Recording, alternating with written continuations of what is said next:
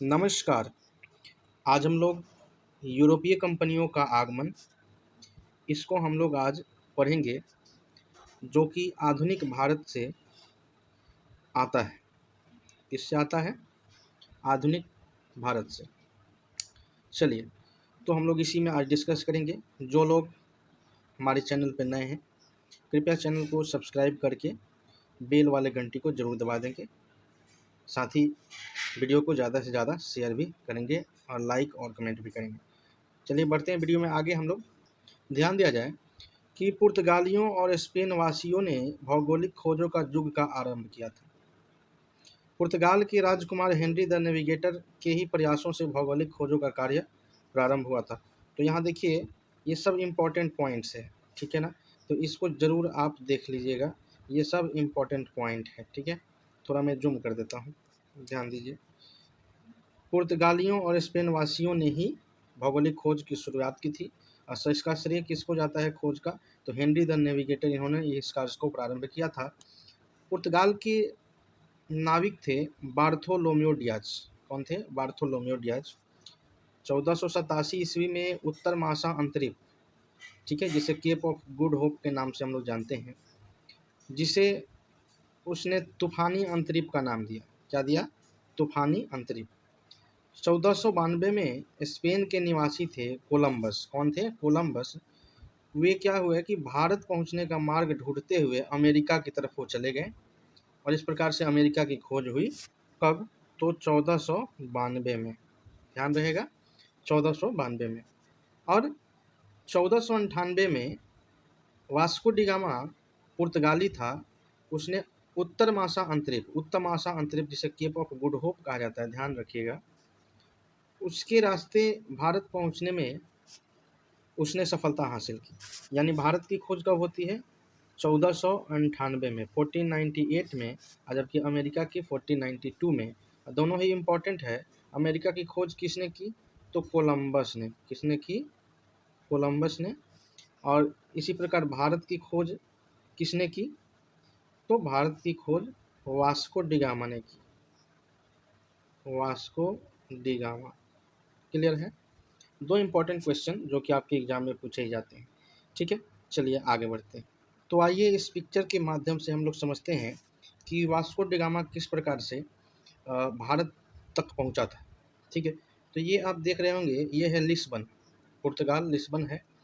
देखिए यहाँ से ये एरोज द्वीप होकर, ठीक है, और यहाँ से देखिए कई सारे द्वीपों को होते हुए, और ये पूरा जो एरिया है ये सब दक्षिणी अटलांटिक महासागर है। क्या है? दक्षिणी अटलांटिक महासागर है, ठीक है। तो ये वाला पूरा एरिया होते हुए, देखिए ये वाला पूरा एरिया होते हुए, ये वाला और पूरा एरिया होते हुए, और ये बिल्कुल यहाँ पहुँचते हैं, ठीक है ना। और इधर से ये देखिए हिंद महासागर वाला ये सब एरिया है, मेडागास्कर, ये सब होते हुए, ये सब जगह का जो नाम आप देख रहे हैं, ये सब होते हुए और ये पहुँचते हैं यहाँ, ठीक है ना। तो यहाँ पे ये पहुँचते हैं, कहाँ पे? तो ये कालीकट के पास ये पहुँचते हैं, ठीक है ना। कालीकट के पास ये पहुँचते हैं और यहीं पे इनका स्वागत होता है, ठीक है। तो ये देखिए इस प्रकार से वे पुर्तगाल से यात्रा करके, और ये कब निकले थे यात्रा पे? तो थोड़ा मैं आपको जूम करके दिखाना चाहूँगा, ये कब निकले थे यात्रा पे। तो देखिए कब निकले थे यात्रा पे, अब इससे ज़्यादा जूम नहीं हो सकता। ये निकले थे यात्रा पे 1447 में, ध्यान दीजिए, 1447 में ही निकले थे, जुलाई 1447 में। और ये फिर यहाँ से वापस कब गए थे? तो सितंबर 1499 में ये वापस गए थे। तो इतना लंबा अंतराल इन्होंने, 1498 में भारत पहुँचे, तो इतना लंबा अंतराल उनको भारत तक पहुँचने में लगा, समुद्री मार्ग को खोजने में लगा, ठीक है। तो ये इनका पूरा जर्नी रहा है। चलिए आगे बढ़ते हैं। ध्यान दीजिए कि पुर्तगाली किस प्रकार से और कैसे कैसे पहुँचे। तो यूरोपियन देशों में सर्वप्रथम पुर्तगाली ही भारत आए थे। अगर यूरोपियन देशों से ले तो भारत सबसे पहले पुर्तगाल के लोग ही पहुँचे, और उसमें सबसे पहले वास्को डी गामा पहुँचे, ठीक है। और उन्होंने यूरोप से भारत के लिए एक समुद्री मार्ग की खोज की, और इस प्रकार से वह पुर्तगाल के शासक के प्रतिनिधि के रूप में वो आए हुए थे, है ना। पुर्तगाल के शासक के प्रतिनिधि के रूप में वे आए हुए थे।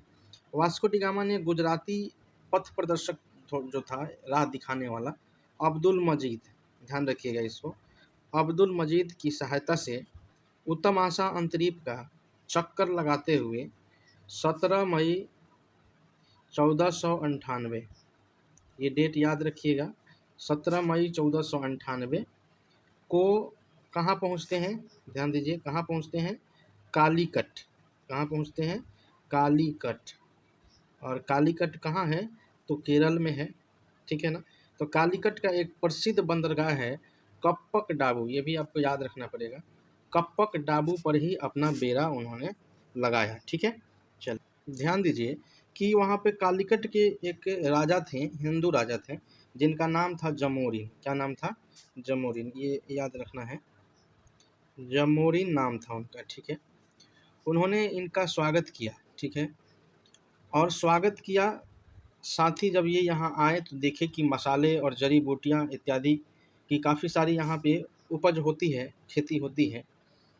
तो जो वहाँ के राजा थे, उन्होंने उनको, जब ये वापस जाने लगे तो पहली खेप में उन्हें मसाले, जड़ी बूटियाँ इत्यादि ले जाने का उनको आदेश दिया। देखिए, यूरोपियों का मुख्य जो था उद्देश्य की व्यापार स्थापित करना, दूसरी दूसरी जगहों पे ज़्यादा मुनाफा कमाना, ठीक है ना। तो इसलिए ये विभिन्न देशों की खोज में, और भारत के विषय में ये जानकारी इनको मिली थी कि काफ़ी धनी समृद्ध देश है, पहले भारत को सोने की चिड़िया भी कहा जाता था। तो ये भारत की खोज में 2 बार निकले थे, एक बार अमेरिका पहुंच गए, दूसरी बार ये सफल हुए और यूरोप से भारत की समुद्री मार्ग खोजने में सफल हो गए।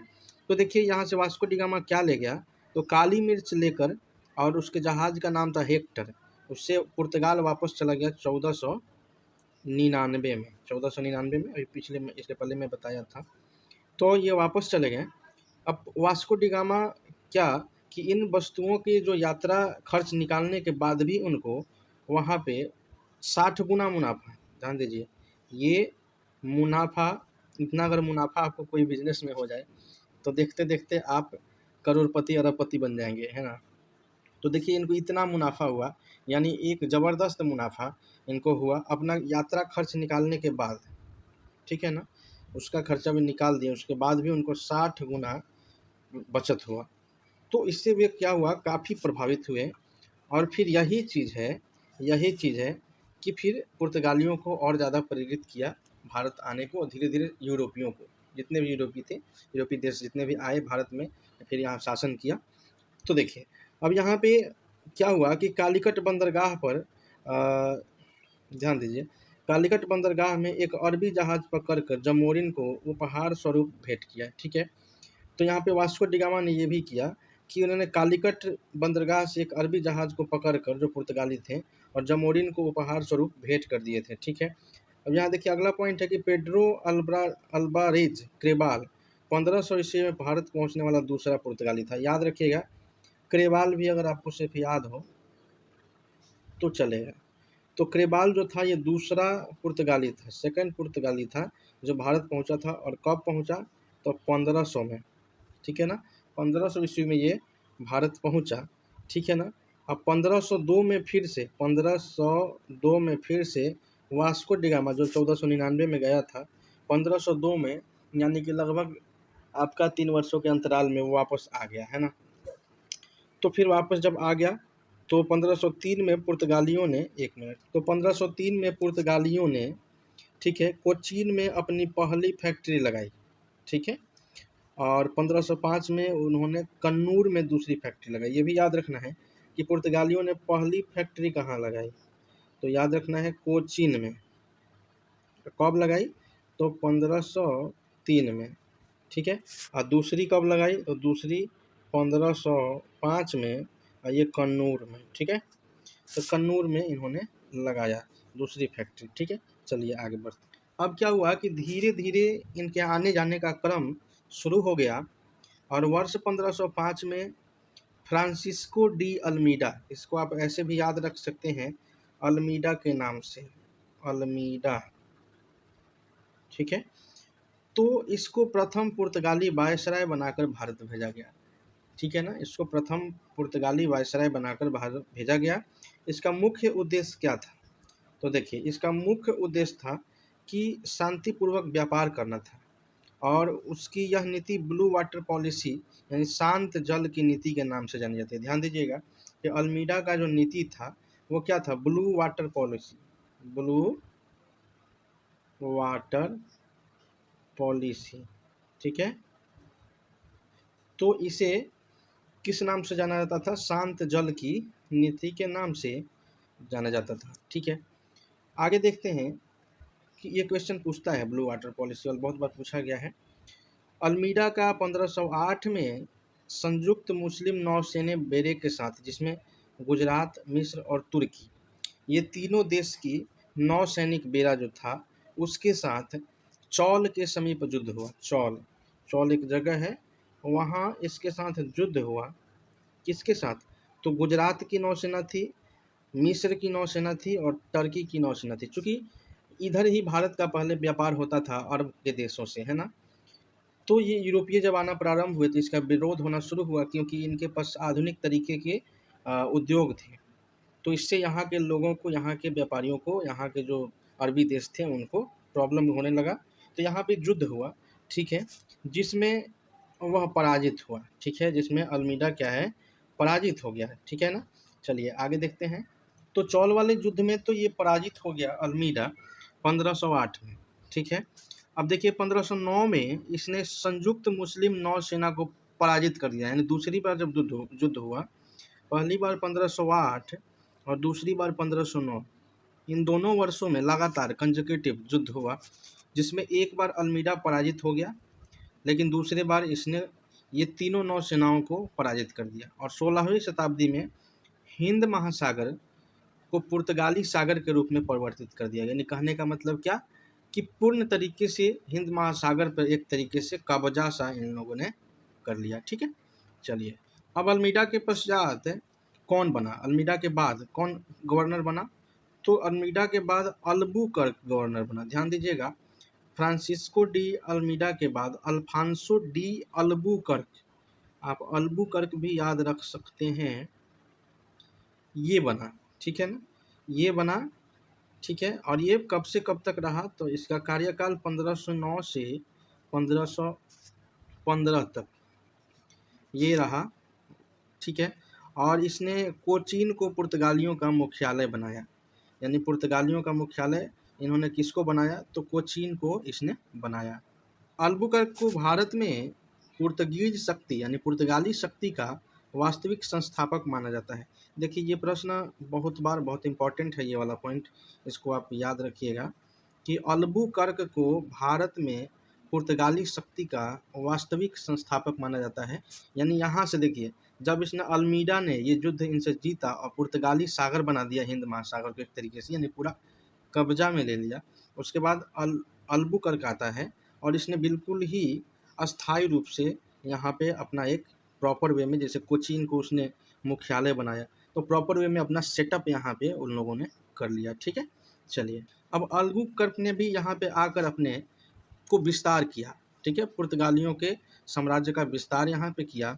और देखिए 1510 में अल्बुकर्क ने बीजापुर को हथिया लिया, ठीक है। वहाँ का जो शासक था बीजापुर का, आदिल शाही यूसुफ, ध्यान में रखिएगा, बीजापुर का शासक कौन था, आदिल शाही यूसुफ, तो वो एक सुल्तान था। तो उससे गोवा जीत लिया इन लोगों ने 1510 में, ठीक है। तो गोवा पे इन लोगों ने कब्जा कर लिया 1510 में, जो बीजापुर के अंतर्गत ये गोवा आता था। तो इसने गोवा पे कब्जा कर लिया और ये एक बहुत बड़ी इन लोगों के लिए उपलब्धि थी। तो चलिए हम लोग कल पढ़ेंगे भारत में यूरोपीय बस्तियों का विवरण, और इसी में हम लोग आगे अल्बुकर्क के विषय में और जानेंगे कि कृष्णदेव राव से मिलकर उन्होंने क्या किया, आगे चल के किस प्रकार से विस्तार किया नोनो डी कुन्हा, और आगे कई सारे पुर्तगाली शासक आए, उसके बाद डच आए।